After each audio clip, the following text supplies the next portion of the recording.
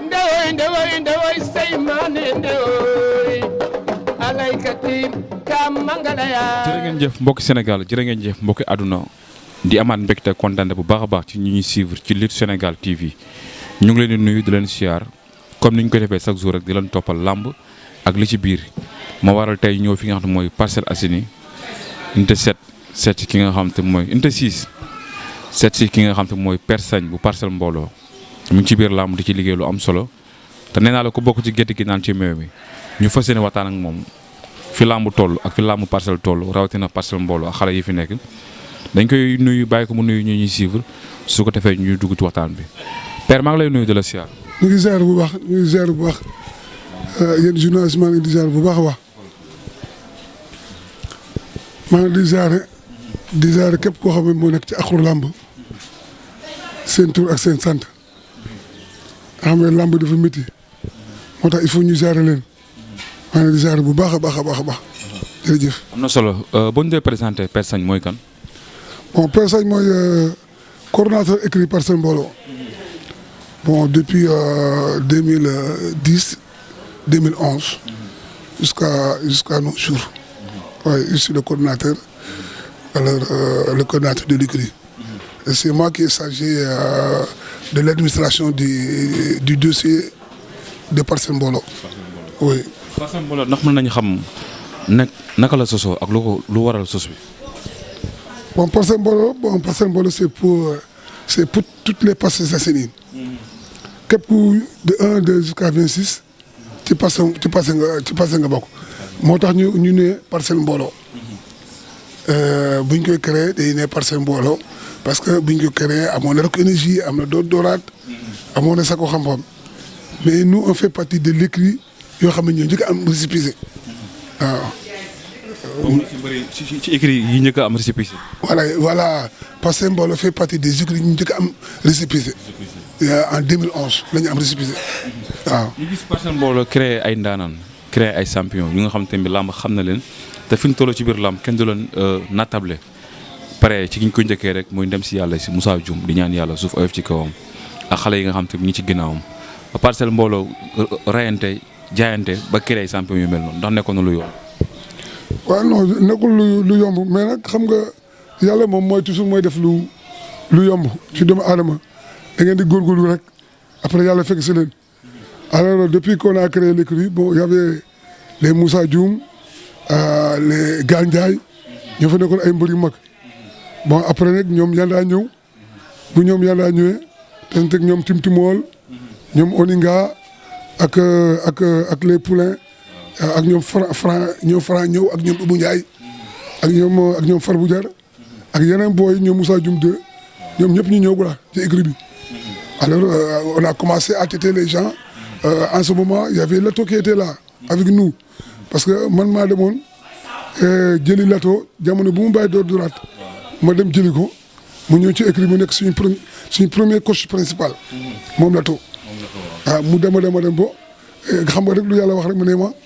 day bàyyi mu bindi lettre de démission daal di dem écrit fekk ma ci boole waaw ñoom cartouche ñoom jëf jël mais néanmoins fu mu dem daal nee na ma père fu mu dem il faut nga assister ma à chaque fois fu mu dem assister naa ko donc Lato moom sama boy la c'est un bon entraîneur bu mu demee mu bàyyi fi Mame Less nekk fi oui. mais Parcelles Mbooloo ndax amoo ci xaw la ci am tuuti déception par rapport ak champion yi ngeen créé ak tey fi mu toll ci làmb yi. non comme décision comme quoi par exemple non bon y a pas de décision parce que décision mooy. ku am échec mais nous on n'a pas d'échec parce que on a créé des champions ñi voyagé nañu ñu dem na États-Unis bon ñoom Obali ñu ngi fi bon peut-être c'est Franck était là bon yàlla def na ko jeexal na écrit Parcelles Mbooloo mu nekk jàmbaar mais néanmoins ñun ñëpp ñu ngi ci Parcelles daal on est tous dans les Parcelles Assainies voilà. waaw su ma waxee la ku mel ne Yanda am lu mu représenté ci biir làmb ñu jékki-jékki tey Parcelles Mbooloo perte ko. mu dem voyage foofee ci États-Unis nekk ci ay mbiram kii di Franc tamit nekkoon ndaw ngeen di ko créer di ko tàggat ba tey fu mu toll ci biir làmb ñu jékki-jékki gis mu disparaître génn li nga xam ne mooy Parcelles Mbooloo foofu laay wax. waaw c'est-à-dire xam nga bon concernant Yanda bon xam nga chacun avec son objectif bon il était parti là-bas peut-être moom soutien de famille la bon bu muy bëre ak Aliou C2 après le combat dafa dem bon bu mu demee nag xam na ma père maa ngi fi mais après damay ñëwaat bon mu dem di ñëw peut-être yàlla ko ne xam day teg après mu daal di toog bon vraiment mais nag rëccu ko parce que il a eu des projets def naa ñëw na écurie bi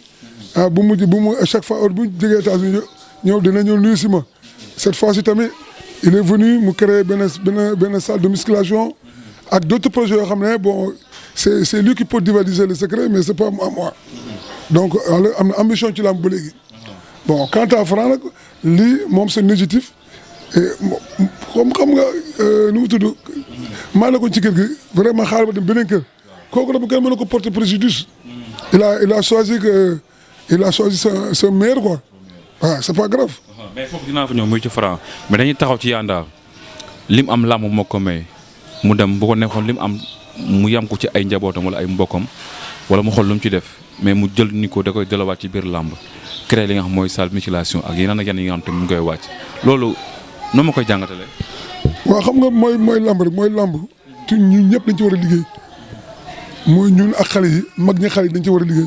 comme Yanda objectif bu mu jël noonu grâce à la lutte moo tax mu am visa dem États-Unis loolu lamb rek moo ko war a parce que su ñu ko doon lamb pour mu am visa day métti mais avec la licence et les dossiers et tout ça fexe na bu am visa dem foofu bon bu mu demee jàmbaar la mu liggéey ñëw Sénégal ne day liggéey te bëgg na investir ci lamb ji loolu maa ko ci remercier donc amul dara luñ ciy def ci loolu ku lu baax su mbër yëpp mel ni Yanda kon du am problème waaw. salle de musculation bi keroog dañuy gis bi ñu koy inauguré gis ñu fa père ci la nekkoon. waaw c'est-à-dire salle de musculation bi effectivement loolu sax Yanda m'a appelé bon il m'a dit que père Noppay Fatou on a discuté longtemps sur ça ma ne ko nag loolu amul problème parce que man dama génnoon dama voyagé woon mais néanmoins Noppay Fatou amul problème parce que bu mu ñëwee gisante nañu comme gisante ne vraiment man foofu rek laa mën a wax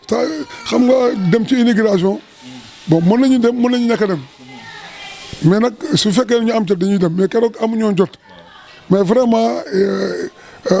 il m'a appelé il s'est demandé des excuses man tamit ma ne ko amul benn problème waaw ma baal ko waaw ma comprendre ko ma ne nga Noppay Fatou waaw. Franc loo jàpp ni moo tax mu génn Parcelles mbooloo dafa am la ko fa métti wala. non Franc en tout cas man mi nga xam ne maay gérer affaire de l'administration de Parcelles mbooloo depuis que les Franc ñun ñaar soo ko laaj Franc dina xam dañuy père amul benn problème ak kenn man ñu ma def Franc noonu laa def Far bu jar noonu laa def Olinga noonu laa def Dioum 2 noonu laa def Oboli man booy yëpp maa leen yar amul benn problème ah du ma ci xaaw ñaar kenn mais comme ñëw naa damay génn man waaw mais fils lan la lu xew ma ne non damay génn rek bàyyi na ma dem fale peut-être moo xam lan moo ko métti mais jusqu'à présent waxaguma ba léegi père man lii moo métti ci écrit bi ba léegi waxuma ko peut-être mën na ko wax ay nit mais man peut-être dama rus mais ñëw na fii ba keroog bu ñu ko bëggee libéré man su nekkoon sama sogo rek libéré naa Franc bu mu nee man damay dem mais xam nga écrit kenn moomu ko il faut que ay ensemble de le staff ñu toog waxtaan bu ñu toogee waxtaan staff ne père daal kii daal balaa ñu koy libéré il faut que mu joxe ndàmpaay ma wax il faut man ka nag lu ngeen wax dëgg la mënu ma ko libéré sans vos accords ñu d'accord ci loolu léegi ñu ne léegi nag da ngeen ne lu ñu demandé woon sax man maa ci grincé man ko léegi wàññi leen ko mu dem. millions daa bëri. waaw dafa bëri quoi ñu wax. donc non loolu laaj dafa bëri woon 1 million la ñu laajoon. ma ne ko non mais boy 1 million bi dafa bëri non il a lutté ay mbapat nii defe naa ay mbapat am na 5 millions fële daaw jéeg am na 10 millions daaw ci jéeg am na 5 millions ma ne ko loolu yëpp soutien de famille la wàññi leen ko ñu ne ko 1 million lañ def bu ñuy taxé 1 million bi nu nekk ci loolu ma xam ne 1 million bi day 10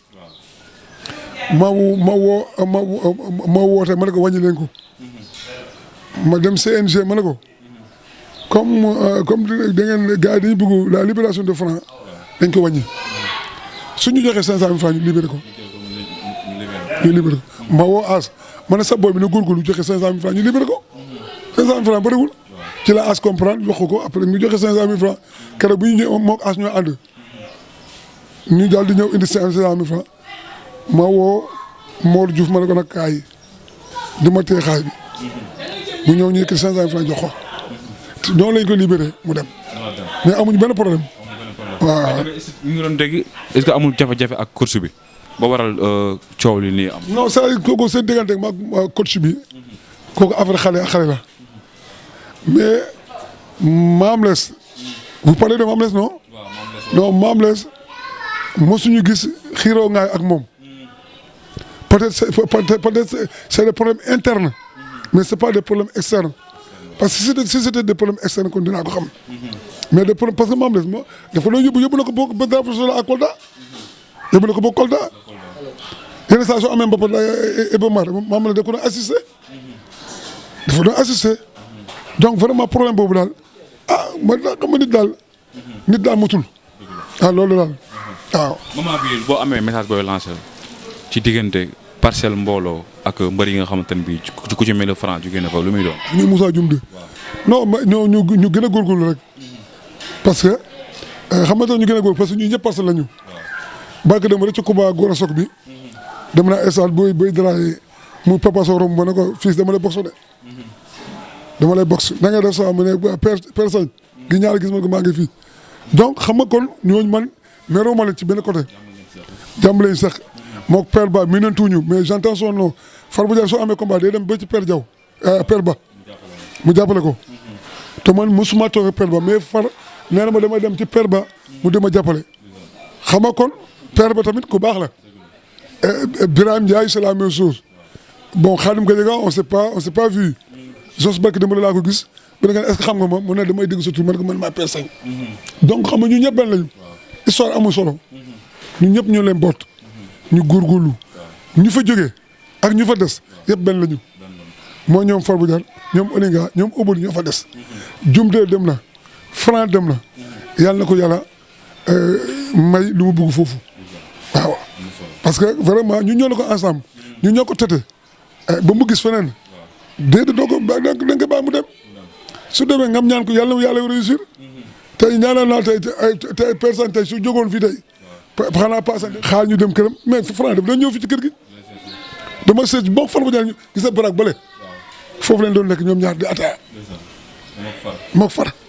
donc Franc sama doom la Dioum de sama doom Dioum de mosut am combat ci waxuma ko donc xam nga ñu ñëpp ban lañ mu nekk Parcelles mbooloo mu nekk jàmbaar billaay wala daraay amul problème man personne man maa la ko wax te soo wooyee Franc tey dana ne paa bi amul benn problème nga woo Dioum de dana ne paa bi amul benn problème xaar ñoom suñ ko déggee dañuy xam ne man je ne triche pas man du ma tricher. léegi ëllëg ko Parcelles mbooloo. ëllëg ko Parcelles mbooloo bon ñu ngi nii boo yaa ngi fi. wax naa ko Yanda ma ne ko boo il faut ngeen ñëw jàpp ci équipe bi. yéen mi jot a voyagé mooy yow mooy Timtimo mooy Boy Ndiaye mooy Yawou Dial ak yeneen booy yi nga xam ne ils sont à l'extérieur ngeen ñëw jàpp ci équipe bi may ñu doole. parce que ñun paa yi ñun ay mag lañu il faut xale yi ñëw jéem a jël ay relève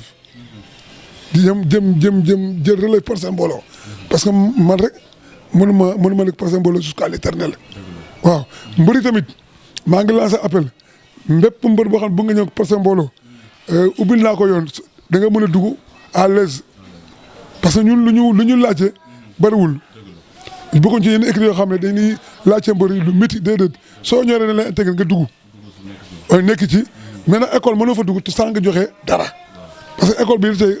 élève suy dugg classe il faut mu joxe instruction moom bariwul da ngay joxe instruction 5000 francs la ñuy laa nga def instruction Parcelles mbooloo intégré Parcelles mbooloo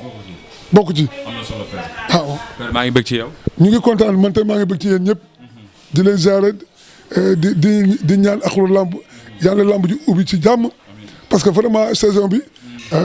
yàggul de xam nga le 2 octobre yàggul mbër bu ci entraîné am problème de xar fa fuufa yi gars yi dañuy wax xar fuufa 1% wala 2% ci lamb la du dara da ngay dem entraîné bàyyi af sëriñ yi ngeen di bàyyi nii kenn waxal ngeen bàyyi sëriñ mais sëriñ dafa am soo entraîné sëriñ mënul laa liggéey loo xam ne mën nga daan Yékini wala nga daan Balla Gaye wala nga daan Franc wala nga daan Obali te encore amoo doole fa ñu wuti doole bàyyi nag doole yi wax ma nag ñu jël loo xam ne waru ko woon jël nañ dem ci suuf si dem ci technique bi di lancer tamit lutte olympique Sénégal war nañ ko organiser laata ñëw na fii ba dama ko expliquer ne ma père il faut ñu encourager booy ci lutte gréco-romaine ak lutte olympique loolu il faut gars yi def ci seen xel waaw jërëjëf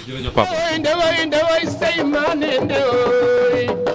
alaykati ka mangala yaara